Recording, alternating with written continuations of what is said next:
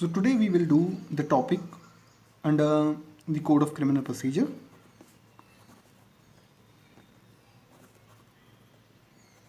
And the topic today is cognizable offense. Definition of cognizable offense is given under CRPC in the section 2C. Now what is given in section 2C? मैं आपको बिल्कुल simple ढंग से समझाने की कोशिश करता हूँ without going into any technicality. Cognizable offence जो होता है वो ऑफेंस होता है जिसमें पुलिस ऑफिसर जो होता है वो किसी को अरेस्ट कर सकता है विदाउट वारंट. अभी पुलिस ऑफिसर को क्या कंपलसरी होता है अरेस्ट करना, ठीक है ना? तो ऐसा नहीं है. पुलिस ऑफिसर अरेस्ट कर सकता है किसी को विदाउट वारंट. लेकिन ये कंपलसरी नहीं है कि पुलिस ऑफिसर किसी को अरेस्ट करे ही करे.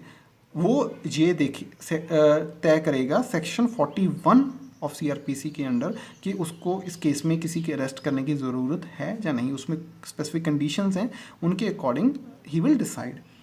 नाउ कोई जो केस है वो आईपीसी का क्रिमिनल केस हो सकता है जिसमें जो कॉग्निजेबल हो या नॉन कॉग्निजेबल हो. और इसके अलावा आईपीसी के अलावा बहुत सारे ऐसे क्रिमिनल एक्ट्स हैं, एनडीपीएस है, आर्म्स एक्ट है, जिसमें बहुत सारे ऐसे ऑफेंसेस दिए गए हैं जो कॉग्निजेबल हैं. और कोई ऑफेंस कॉग्निजेबल है या नहीं जिस स्पेसिफिकली डिफाइंड है उस एक्ट में इटसेल्फ, आप उसमें किसी भी एक्ट में चेक कर सकते हो, देख सकते हो.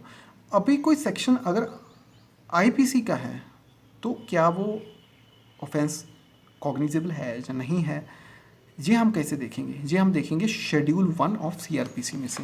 ये है शेड्यूल 1 ऑफ सीआरपीसी. इसमें कंप्लीटली एक टेबल बना हुआ है और इसमें जो कॉलम नंबर 4 है उसमें दिया हुआ है कि ऑफेंस कॉग्निजेबल है या नॉन कॉग्निजेबल है. सो इसके हिसाब से पुलिस तय करेगी कि किसी पर्सन को उनके पास विदाउट वारंट अरेस्ट करने की पावर है या नहीं है. अभी दूसरी बात, अगर किसी ऑफेंस में स्पेशल अथॉरिटी दी गई है स्पेशल ऑफिसर्स को अरेस्ट करने की, जैसे कि होता है section 5 of Bombay prevention of gambling act में, तो वो कॉग्निजेबल ऑफेंस में नहीं आएगा. दूसरी बात, जब भी कोई ऑफेंस होता है तो उसमें कॉग्निजेबल केसेस भी इन्वॉल्व होते हैं एंड नॉन कॉग्निजेबल भी होते हैं. तो अगर किसी इंसिडेंट में ये दोनों ही ऑफेंसेस इन्वॉल्व हैं तो इन द एंड जो केस जो होगा वो कॉग्निजेबल ही होगा, वो नॉन कॉग्निजेबल नहीं होगा. कोई भी ऑफेंस सीआरपीसी में पार्टली कॉग्निजेबल या पार्टली नॉन कॉग्निजेबल नहीं होता. जहाँ वो नॉन कॉग्निजेबल होगा, जहाँ कॉग्निजेबल होगा, जहाँ फिर अगर दोनों ही इन्वॉल्व हो गए हैं किसी ऑफेंस में तो उसमें वो कॉग्निजेबल होगा. मान लीजिए 4 जो सेक्शंस पुलिस ने लगाए चार्जशीट में वो नॉन कॉग्निजेबल है, एक कॉग्निजेबल है, तो in the end that offence is cognizable. ठीक है. सो किसी इंसिडेंट में अगर 4 सेक्शन सामने आए कि 3 इसमें ये जो क्रिमिनल इंसिडेंट हुआ है इसमें ये 3 सेक्शंस जो पुलिस लगा रही है वो तो नॉन कॉग्निजेबल हैं और एक कॉग्निजेबल है, तो वो इन द एंड कॉग्निजेबल ही होगा. जिन केसेस में सिर्फ फाइन होता है वो हमेशा नॉन कॉग्निजेबल होते हैं, वो कभी भी कॉग्निजेबल नहीं होते हैं. इसके अलावा काफ़ी सारे और एक्ट्स हैं जो कि जिनमें काफ़ी एसेंशियल कमोडिटीज़ एक्ट में कुछ ऑफेंसेस दिए गए हैं जो कि कॉग्निजेबल हैं.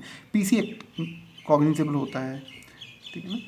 तो उन केसेस में भी पुलिस अपना जो कार्रवाई है वो कर सकती है, विदाउट अ वारंट अरेस्ट कर सकती है अगर उनको नीड है उस चीज़ की. उसके अलावा एक इसमें स्पेशल चीज़ है कि जो ड्रंक एंड ड्राइविंग का केस होता है, अभी जो ड्रंक एंड ड्राइविंग का केस होता है वो होता है non cognizable case under section 185 of motor vehicle act of 1988.